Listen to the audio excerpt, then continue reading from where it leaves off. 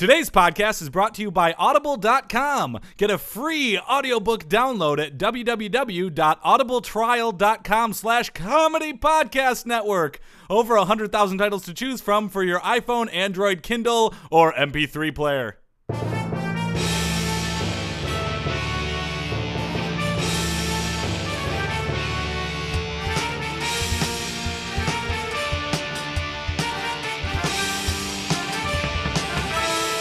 Hey there, everybody, and welcome to the Sports Podcast. I'm Joel Anderson.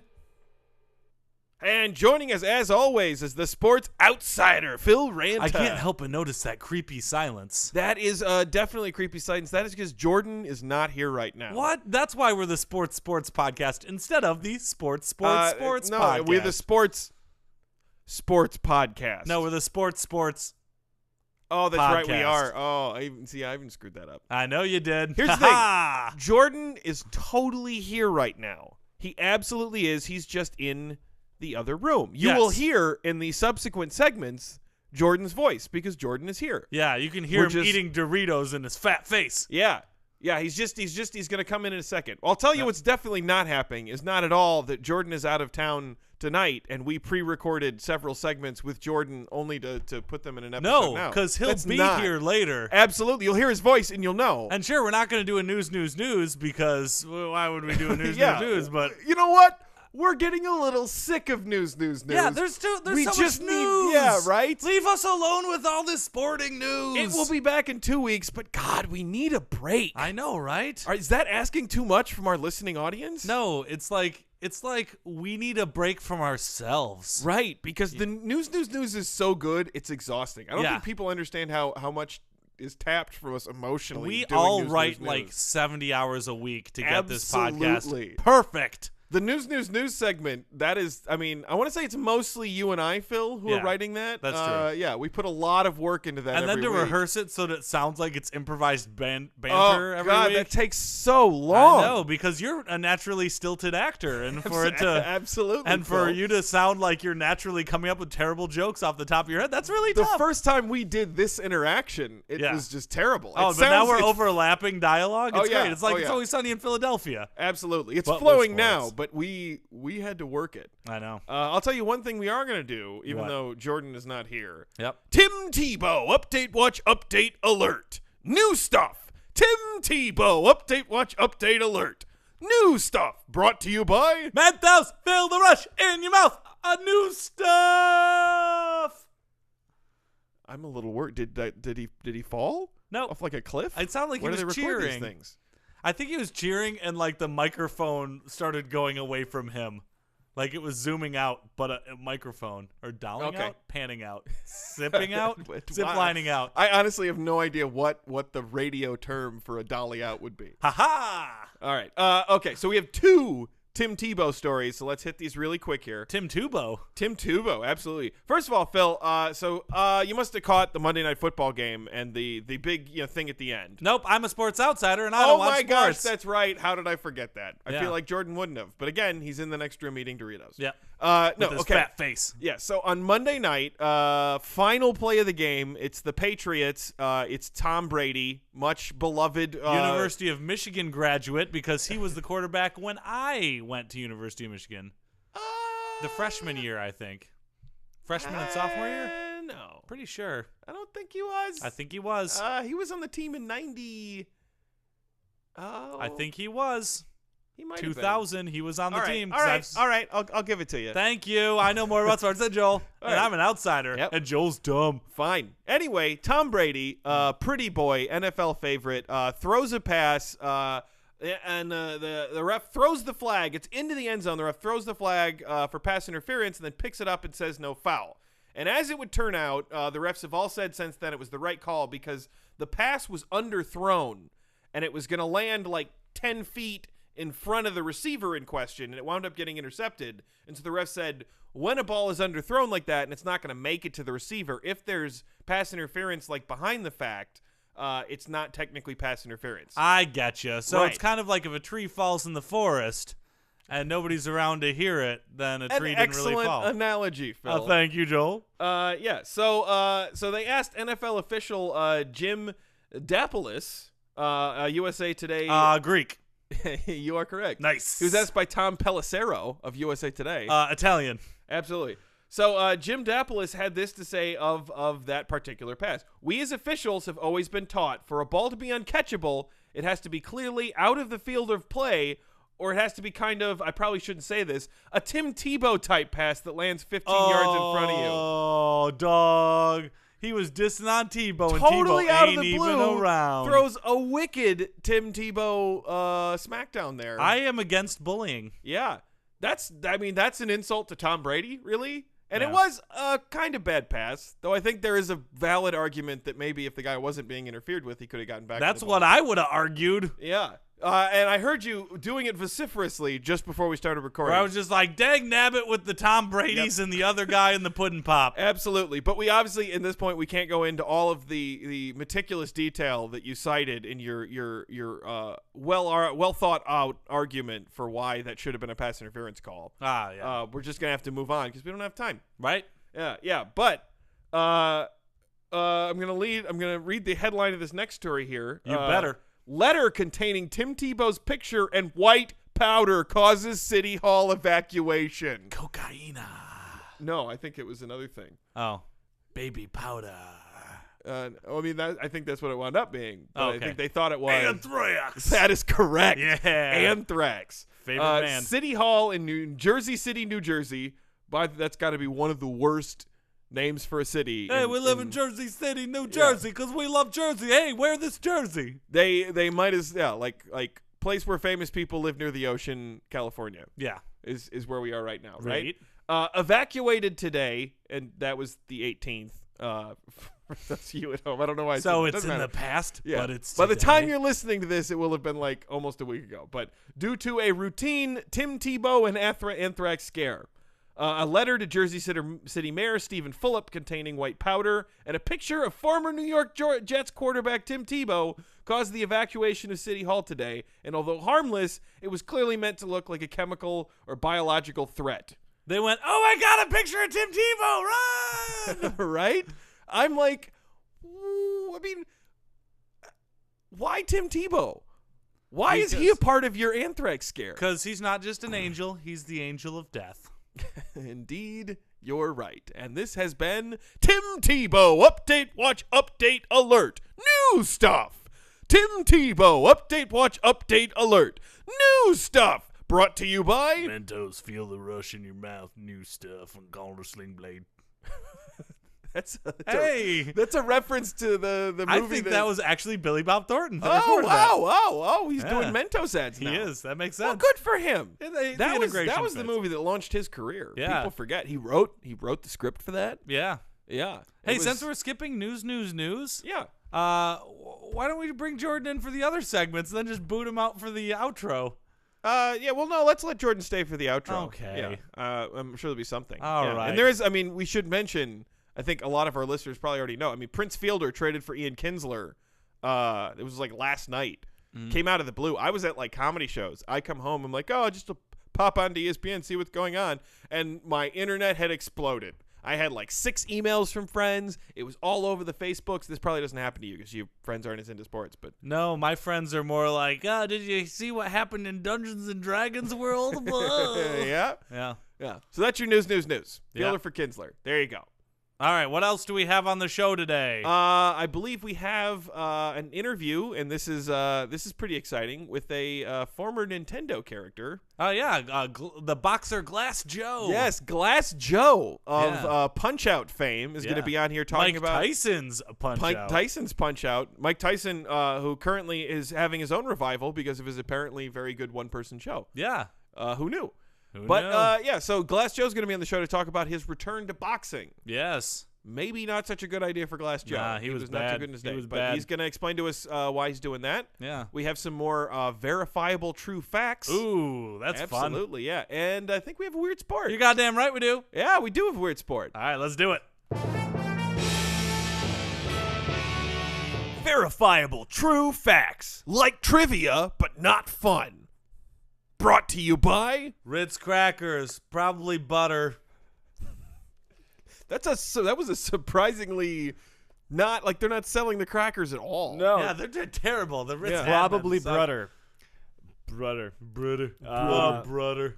Verifiable True Facts NBA Preview Edition. Boston Celtics' new head coach Brad Stevens' parents are rigidly sticking to his Eastern Standard Time zone bedtime, regardless of Celtics' West Coast road trips. This will require him to leave many Western Conference games at halftime. That doesn't really matter that much, though, will it? What do you mean? Well, I mean, we're talking the regular season games, right? Yeah. As long as they have a waiver for postseason games, I can't imagine it's going to matter. We'll see. Every time a New Orleans Pelicans score is flashed on ESPN, someone you're with will turn to you and ask, "Who are the Pelicans?" Wait, who are the Pelicans? We went through this last week, Phil, actually. Okay. After you spend the next 15 minutes explaining the Charlotte Hornets moved to New Orleans and became the New Orleans Hornets, during which Charlotte got an expansion team named the Charlotte Bobcats, and that this season New Orleans changed their team name to the Pelicans, the person will look at you and say, "Pelicans is a stupid name." Pelicans is a stupid name. See? You're right, Jordan. Phil, this is for you. Verifiable true fact. Yeah. The 2013-2014 season will be David Stern's last as acting NBA commissioner. The 2014-2015 season will be the first season of his puppet regime. Adam Silver will serve as NBA commissioner, while David Stern will serve as unofficial commissioner of the Shadows. Unofficial commissioner of the Shadows. Oh, it makes me think of Batman for two reasons. Kobe Bryant recently described his conditioning to return from his Achilles injury as being an odyssey. When a reporter retorted, "You mean Iliad?" Bryant just sighed and said he will be more of a facilitator this year. I got that one because it was about Greek mythology. There we go. Why would it be more of an Iliad? Achilles is in the Iliad, not the Odyssey. Oh, right. But the long, arduous journey is the Odyssey. Yeah. Joel, you just killed the joke. But the reporter was making it. Yeah, joke. I'm having problems breathing because Joel sucked the air out of the room. During Los Angeles Clippers home games, the Clippers will cover Lakers banners in the Staples Center with posters of their own players and accomplishments. Considered heresy to many, in response, the Los Angeles Lakers killed Billy Crystal and Frankie Muniz. Oh, Yeah, that's. I wondered where Frankie Muniz was. Yeah. Where are they going to find that many posters? Oh, they made them. They put their Okay. whole team on posters. But didn't you say they have to put Clippers accomplishments on them? That's one poster. Yeah. I don't know if they're going to come up with that many. To support their lavish lifestyle, Lamar Odom's husband, Khloe Kardashian, will take his spot on the Clippers as an off-the-bench player. In preseason games, Kardashian averaged 2 blocks and 7 boards in limited playing time. Hey. Good yeah. for her. Him.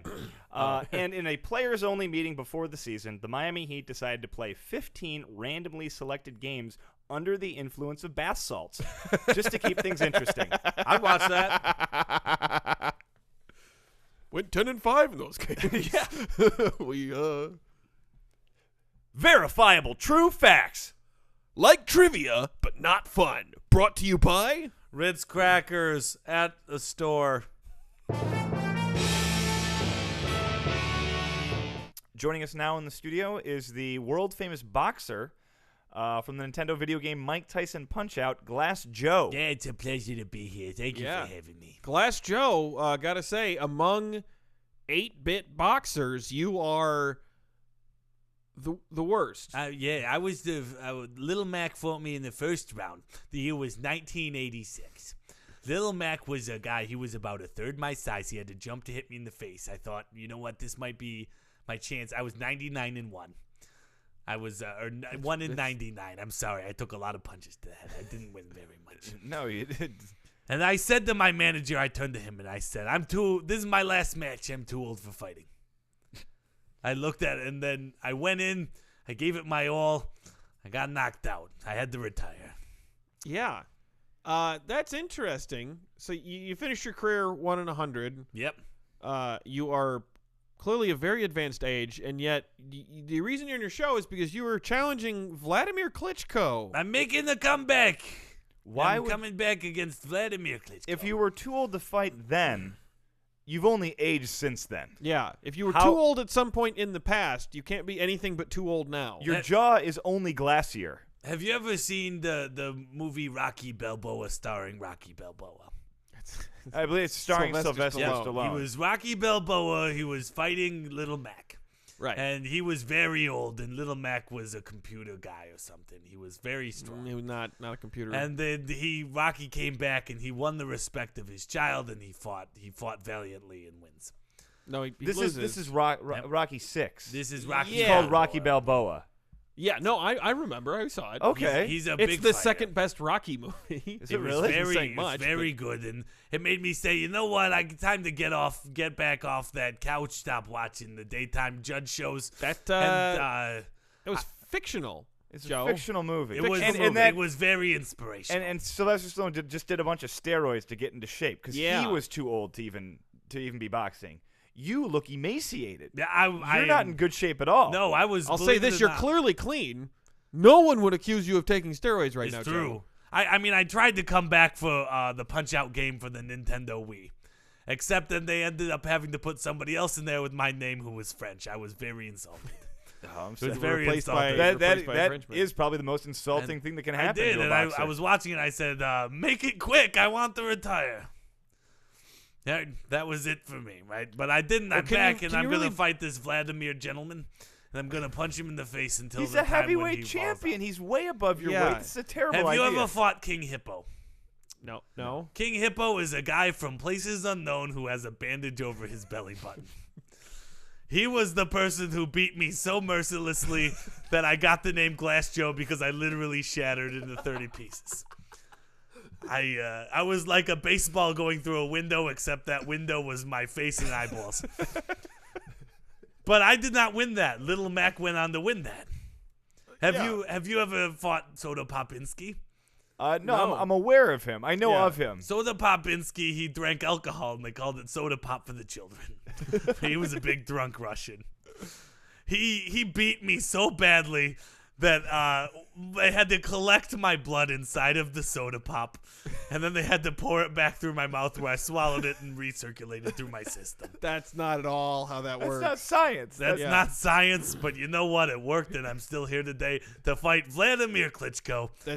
He's the I heavyweight cannot champion express of the to you world. what a terrible idea this is. What? Vladimir Klitschko is an enormous Have man. you watched that new movie where Arnold Schwarzenegger and Sylvester Stallone are in the jail and they escape? It's called The Escape Plan. Has that even come out yet? It's out in the theaters. It was a wonderful movie. It was very inspirational. I said if they, at their advanced age like me, could escape from a super prison. Both much younger than you. Yeah, they're both much younger than me, but they're still on their way out. They've been punched in the face almost as much as me. And I the assume. super prison, that's big adversity there. It's How do you very get good. out of a They've- super prison? They all have people in eyes wide shut masks with billy clubs and electricity.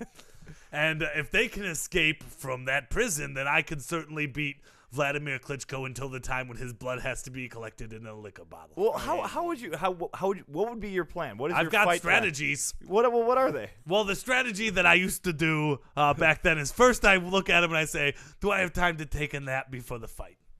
I meant This it is halfway. to lull them into submission. to think that psych you're them very out, weak. but mostly I was very sleepy during that time in my life. And then as I line up, I go, watch the jaw. Don't hit my jaw. And that makes them think, oh, maybe I should hit him in the jaw. But my fists are up by my chin to protect it. What I didn't realize at the time is that left my stomach very open to fighters like Little Mac, who were way shorter than me, a third my size, to punch me in the stomach mercilessly. But every once in a while, I have this fighting style where I take a jump back and I quack like a duck twice. What? Why would Yep. you do that? How is that effective? I go whap whap, and then I jump in. At which time, if I don't get punched in the face immediately, because if I do, I am immediately knocked out. But if I don't, then I throw a barrage of one uppercut.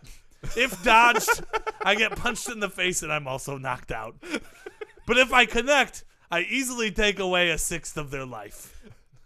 Their life? So if I do it 6 times and I don't get either punched in the gut before that, or they don't punch me immediately upon quacking. It seems like an awfully predictable fighting style. I did not have a good record, but I'm going to hone my craft, and maybe I'll make it so that my uppercut punch takes away closer to a third of their life. So then you think if you can get 3 open hits on Vladimir Klitschko, you think you have a chance? Is that what you're telling me? I think as that long I have as a Vladimir chance as long as that rat Mario is not our referee, because he was very unfair to me during my 100 matches. He would hold I don't think you people's should hands call in him the a air. rat. Some people might interpret that. No, as he was a dirty wop rat. And even I worse wish what you that a said little before. Goomba would eat his ankles until the time for which he is dead. But that's, yes, I am challenging this. You've heard it first on here, on your sports podcast, that Vladimir sports in there. Klitschko is going down by my fists. Okay, that's. I only know how to throw a right hook. Did I mention that? Did you say uppercut? It's a hooky kind of uppercut. It does not have good form. So you don't Is have it any like a- combos? You might need some punching combos to take on Vladimir Klitschko. Did I the tell you heavyweight about the champion. time I fought Piston Honda? He's a Japanese stereotype who punches quickly like a couple of engine pistons. I just wanted to bring that up because the inherent racism from back when I boxed. It was a different time there. It was a different time. Don flamenco danced. He still beat me mercilessly. Well, is there anything we can do or say to you that would get you not to do this? Because I think Vladimir Klitschko will kill you. We'd like to talk you out of this. Yeah. Well, do I have time to take a nap before I decide whether or not to fight him? Yeah. I distracted you! Quack, quack. Oh! Ha ha! A third of your life is now gone. No, I could probably take 5 more of those. Oh, really? Yeah. I've got some training to Back do. to the gym. I think I broke my fist. All right. Well, it's been wonderful having you on, Glass Joe. I'm going to go take a nap. For you, the listeners of Sports Podcast, Audible is offering a free audiobook download with a free 30-day trial to give you the opportunity to check out their service. I personally recommend a wonderful book called The Hunger Games by Suzanne Collins. Joel saw the movie. He said that it was okay. To download your free audiobook today, go to audibletrial.com/comedy podcast network. Again, that's audibletrial.com/comedy podcast network for your free audiobook. And now it's time for another Weird Sports! This week's Weird Sport, the Isthmian Games. The Isthmian Games. This sounds like you're picking on people with speech impediments, Phil. Isthmian Games. ISTHMIAN. Yeah. Isthmian Games. Presumably they take place on an isthmus. Isthmus.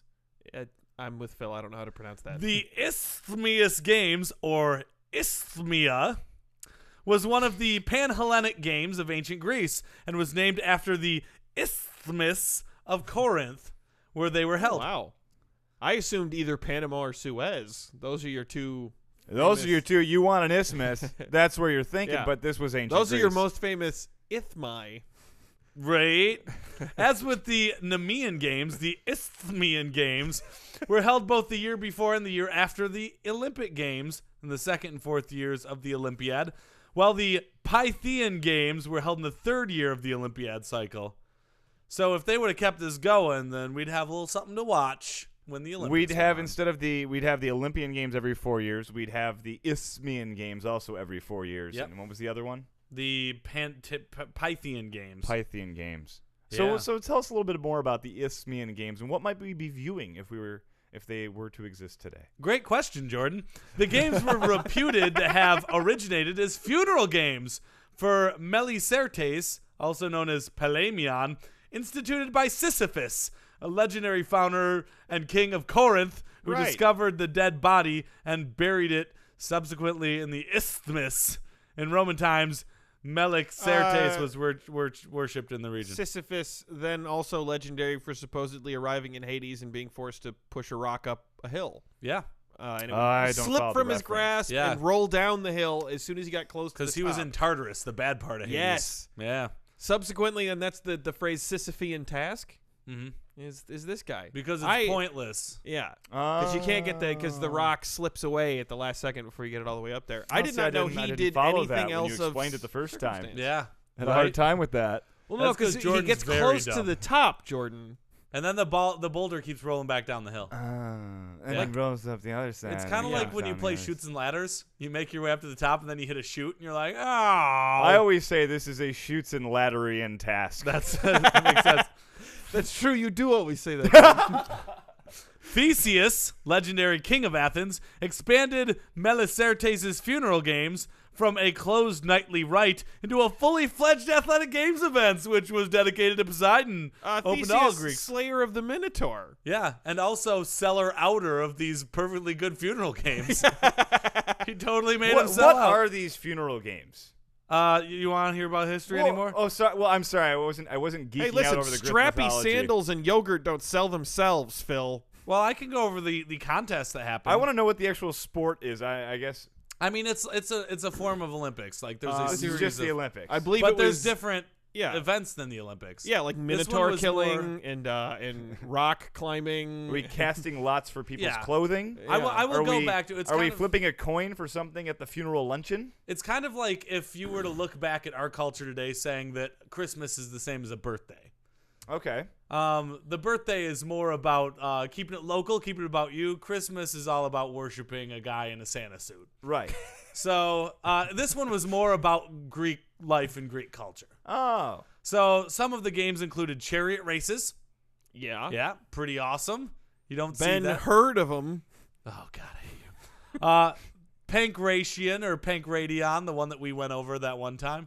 It was one of those the Greek thing. It was like Greek combat of some sort. Wrestling, of course. They did a lot of That's what wrestling. they did in the nude back then. Yeah. It was practically sex. Musical. Wonder if that was one way to win. Like, oh man, this isn't going well. Yeah. I'm gonna have to try and fuck him. Once See if I they can get throw his poked. game off. Yeah. When they get poked. Musical and poetic contests in which there's evidence that women were allowed to compete. Oh, so they had like gymnastics and diving back then too. Yeah, it was kind of like the ribbon thing. Yeah, totally. And of course, boxing. Oh yeah. Famously, Cleomachus of Thebes won wrestling, boxing, and pancration. Oddly, in in the each of same those, day. he won by fucking his Right, exactly. his He won all opponent. three in the same day. Can you imagine? Like, what if Evander Holyfield boxed somebody, and then he had to wrestle somebody, and then he also had to play a combat game? Depending on the competition, I mean, like, if you tell me that there's 3 different forms of combat sports and Evander Holyfield's in the competition, I would not necessarily be surprised if he won all of them. Let me tell you, this game means a little bit more than just games. There was actually a great war that was happening between Athens and Corinth in 412 BC.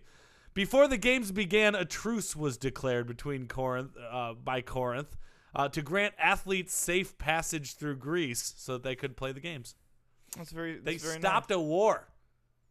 Maybe it wasn't that serious of a war, though. People like to say that all the time. But what if it was just sort of like, oh, this war really isn't that important to us? But maybe it was the sports that made them realize the war wasn't that important to them. Yeah. Like they said, I really want to see these guys wrestle and maybe fuck. Do we really need this war? Right. Instead, they wanted to pull down their little their groin cloths and have a good wank while watching a couple men have sex. And that brings an end to another Weird Sports!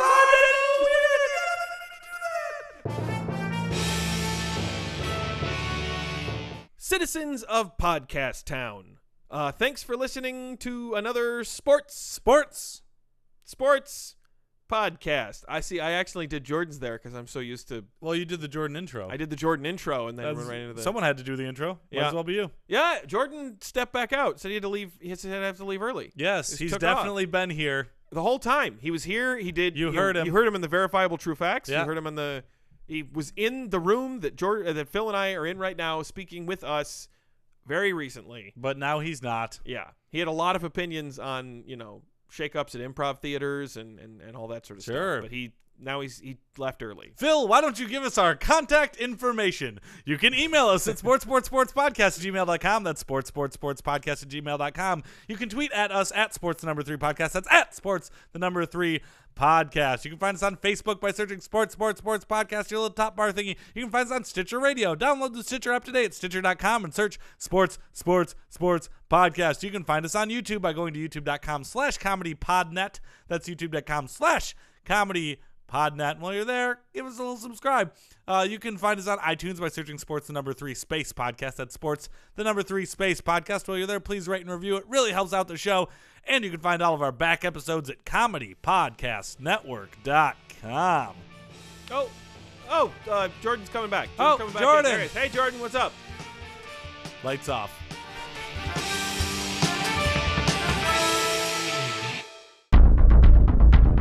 You have received this transmission from the Comedy Podcast Network. For more shows, visit comedypodcastnetwork.com.